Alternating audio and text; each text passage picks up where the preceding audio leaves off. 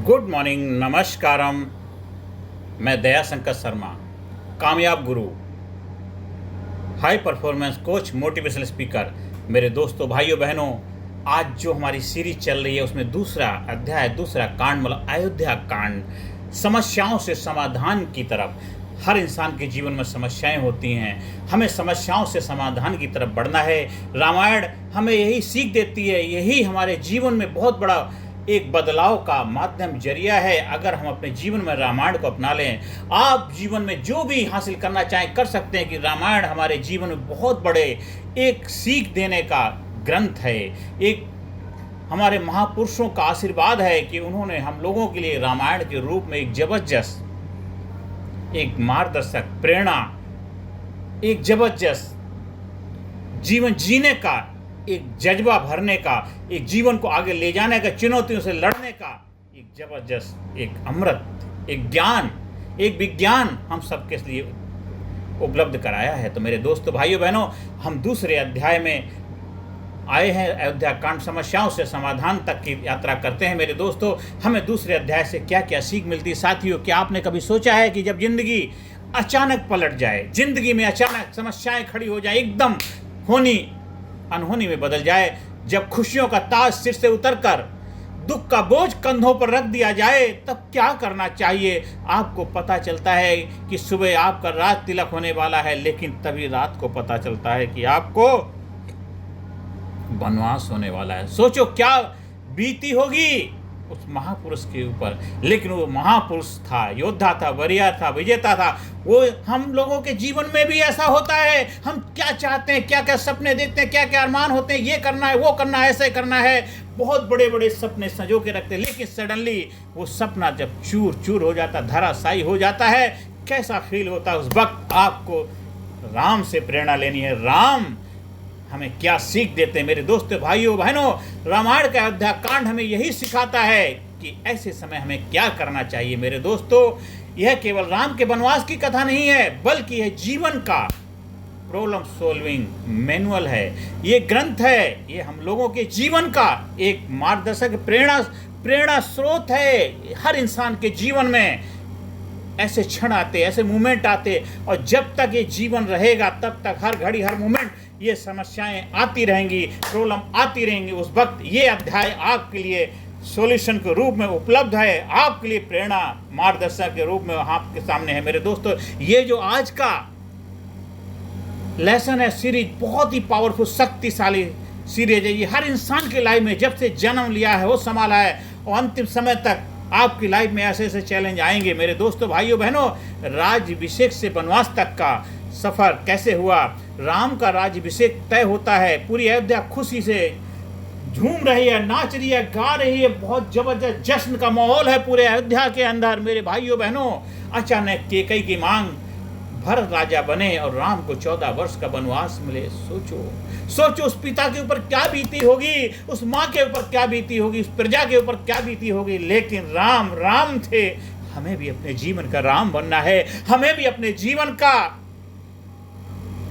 फैसला लेने वाला इंसान बनना है। यह था पहला बड़ा संकट राम के जीवन में आया। लेकिन राम तो राम थे, तो प्रॉब्लम क्या थी? परिवार के भीतर विश्वासघात और अन्याय का वातावरण हो गया। लेकिन वही लीडर क्या करते हैं? राम ने लीड ली। राम ने कहा, मेरे घर के अंदर कलह नहीं हो सकती, मेरे घर के अंदर अन्याय नहीं हो सकता। मेरे पिताजी ने जो वचन दिया था, उनके वचन के लिए मुझे कुछ भी करना पड़े मैं करूंगा, पर घर का मान सम्मान इज्जत कभी नहीं जाएगी। कि रघुकुल रीत सदा चली आई, प्राण जाए पर वचन न जाए।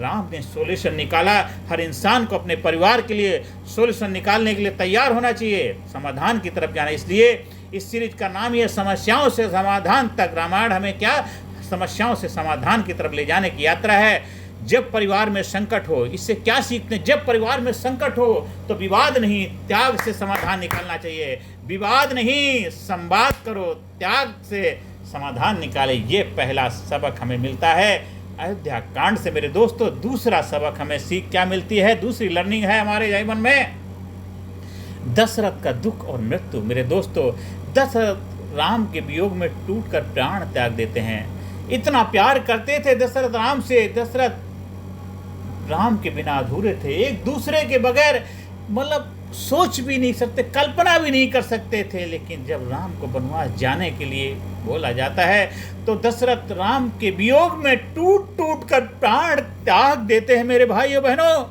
राम को इस घटना के बारे में पता चलता है, सोचो क्या बीती होगी। जो एक पिता ने अपने प्राणों को त्याग दिया, इतना प्यार करते थे पिता पुत्र से, तो प्रॉब्लम क्या, दुख और शोक से मानसिक विघटन हो जाता है। दुख और शोक में इंसान टूट जाता है, बिखर जाता है। लेकिन राम ने शोक में धर्म नहीं छोड़ा। मेरे दोस्तों, यही होता है जब आपकी लाइफ में कितनी बड़ी दिक्कत आ जाए, प्रॉब्लम आ जाए, समस्या आ जाए, लेकिन आपने धर्म का साथ नहीं छोड़ना है। आपने सुना है जब सचिन तेंदुलकर क्रिकेट सीरीज खेलने के लिए इंडिया से बाहर गए हुए थे, तभी उसी वक्त घटना घटती है, उनके पिताजी का सडनली देहांत हो जाता है। वो आते हैं, क्रियाक्रम से निपट के सीधे अपने धर्म का पालन कर, उनका धर्म क्या था, देश के लिए खेलना, और वहाँ जाते हैं और सेंचुरी लगाते हैं, कहते हैं मेरे पिताजी को ये मैंने अर्पण करी है। वो धर्म धुरा होते आज भी हमारे देश में हमारे युवा लोग उनके आदर्श का पालन कर रहे हैं। मेरे दोस्तों, जब आपकी लाइफ में शोक आए, विघ्न आए, दिक्कत आए, परेशानी आए, क्योंकि लाइफ है, लाइफ में तो होता ही रहेगा, कोई आया है तो जाएगा, हमारे अपने भी जाएंगे, अपने प्रिय जाएंगे, कभी खुद के साथ भी घटना घटेगी, लेकिन उस वक्त हमें धर्म का साथ नहीं छोड़ना। राम ने शोक में भी धर्म नहीं छोड़ा, राम को पता चला लेकिन वापस नहीं आए। उन्होंने कहा अगर वापस चले जाएंगे तो मेरे पिताजी ऊपर स्वर्ग में भी होंगे, तुमको पीड़ा होगी कि मेरे बेटे ने अपने वचन को निभाया नहीं। धर्म है तभी तो आप हैं, धर्म का साथ नहीं दिया, इसलिए जीवन में दुख जीवन में आएगा। लेकिन कर्तव्य को छोड़ना समाधान नहीं है, हमें कर्तव्य के मार्ग पे डटे रहना। मेरे दोस्तों, ये हमें दूसरी सीख मिलती है अयोध्या कांड से। अब हम आगे बढ़ते हैं तीसरी सीख की तरफ।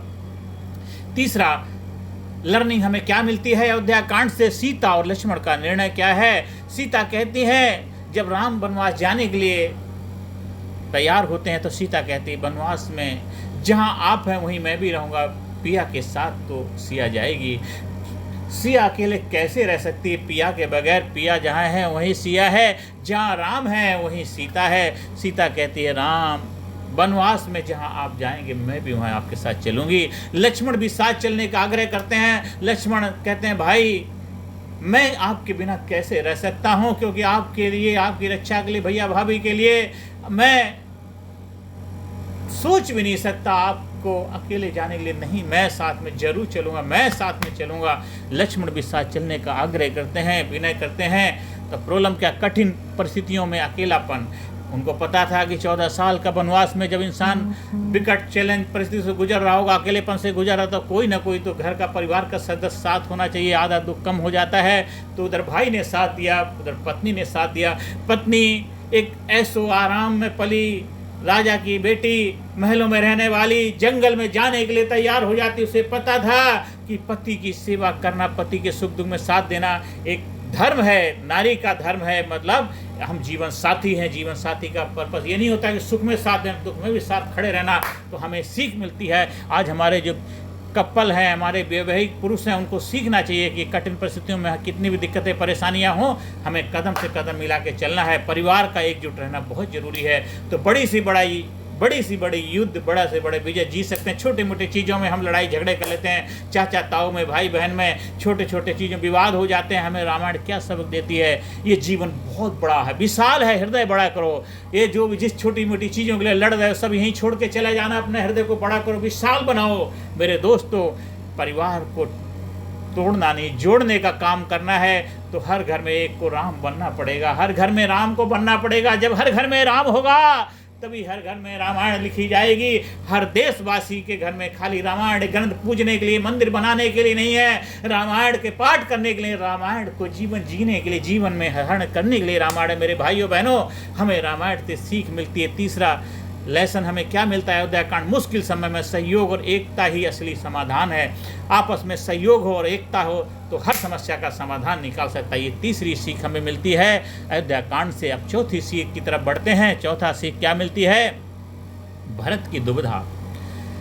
भरत को पता चलता है कि भैया को वनवास दे दिया गया है। अब भरत कल्पना भी नहीं कर सकते थे, सोच भी नहीं सकते कि भैया को वनवास हो सकता है। भरत व्याकुल हैं, दुखी हैं, दौड़े दौड़े आते हैं। भरत अयोध्या लौटकर क्या देखते हैं कि राम वनवास चले गए हुए, उनको राजा घोषित कर दिया गया है। भरत का दिल टूट जाता है, भरत का दिल टूट जाता है, वो बहुत ज़्यादा दुखी हो जाते हैं। भरत कहते हैं जो भी हो जाए, जैसे भी हो जाए, भैया को मना के लाऊंगा, मुझे नहीं चाहिए राजगद्दी, भैया के बिना तो अयोध्या अधूरी है। दिल टूट जाता है, भाई हो तो ऐसा, क्या महान भाई था। भरत चले जाते हैं, घर वालों से वचन दे के जाते हैं कि मैं भैया को लेकर के आया हूँ, आऊँगा जैसे भी हो। और जाते हैं, ढूंढते ढूंढते पहुँच जाते हैं बनवास, जहाँ पे राम जी से मिलते हैं। कहते भैया आपको तो चलना पड़ेगा, अयोध्या आपके बगैर सूनी है, अयोध्या आपके बगैर कुछ नहीं है भैया, शरीर है पर प्राण नहीं, आप तो अयोध्या के प्राण हैं भैया। राम कहते हैं भरत तुम में हमें फ़र्क क्या है, आज अगर मैं वापस चला गया तो हमारे पिताजी को हम लोग क्या मुंह दिखाएंगे, हमारी माता के वचन का क्या होगा। मेरे भैया ऐसा नहीं है, हम जरूर आएंगे, जो काम मुझे करना था उस काम को आप करोगे, क्योंकि मेरा भाई राम से भी महान है, मुझे मालूम है।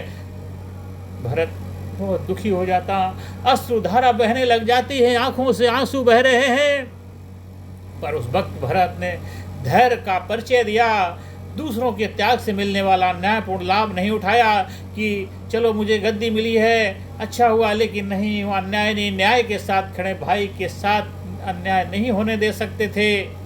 तो भरत ने अपने अंदर एक जबरदस्त प्रण लिया कि भैया, भरत सिंहासन ठुकरा देते, कहते राम की चरण पादुका को राज सिंहासन पर रख कर कहते हैं अयोध्या का राजा राम ही है, वही रहेंगे। उनका राज तिलक हो चुका था, घर माता पिताजी ने वचन दे दिया था तो हो गया था, ठीक है, वो आप वचन निभाने के लिए पर अयोध्या के राजा तो आप ही रहेंगे। मैं आपके आदेश का पालन करूंगा, क्योंकि मैं कभी आपके आदेश का उल्लंघन मैंने नहीं किया। भैया आपने बोला है तो मैं राजगद्दी जरूर संभालूंगा, लेकिन राजगद्दी पे बैठूंगा नहीं। जैसे 14 साल तक आप वनवास में जीवन जी रहे, मैं भी वहाँ पे अयोध्या के बाहर एक कुटिया बना करके वनवासी का जीवन जीऊँगा। हाँ, राज के काज जो हैं वो सारे निपटाऊंगा, लेकिन मैं जीवन वैसा ही जीऊँगा जैसा राम मेरा भैया जी रहे हैं। मेरे दोस्तों, भाइयों बहनों, समाधान क्या निकाला? भरत सिंहासन ठुकराते हैं, राम की चरण पादुका को राज सिंहासन पर रखकर कहते हैं अयोध्या का राजा राम ही है। मेरा दोस्तों, भाइयों बहनों, इससे क्या सीख मिलती है कि सच्चा नेतृत्व पद से नहीं बल्कि निष्ठा और जिम्मेदारी से आता है। आपके कितना भी पद मिल जाए, कितना बड़ा पोजीशन मिल जाए, अगर आपके अंदर उस पद के लिए निष्ठा है, जिम्मेदारी आप समझते हैं, तो आप पद की महिमा महान हो जाती है। 14 बरस तक एक धरोहर के रूप में चरण पादुका को सिंहासन में बिठा करके राज किया भरत ने, महान राजा हुए भरत। मेरे दोस्तों, भाइयों बहनों, इससे हमें बहुत बड़ी सीख मिलती है कि भरत की दुविधा को कैसे वो समाधान में बदला। ये समस्याओं से समाधान की तरफ जाने की यात्रा है। हमें किसी समस्या का फायदा ना उठा करके उसका समाधान निकालना है, हमें जीवन में आगे बढ़ना है। मेरे दोस्तों, जीवन इसी का नाम है। तो राम के जीवन से कितनी बड़ी सबक मिलता है, कितना प्रेरणा मिलता है। अयोध्या कांड का जो चौथा सबक हमें मिला है कि सच्चा नेतृत्व पद से नहीं मिलता है बल्कि निष्ठा और जिम्मेदारी से आता है। और हमें 5वीं सीख क्या मिलती है? मेरे दोस्तों, जन जन की प्रतिक्रिया।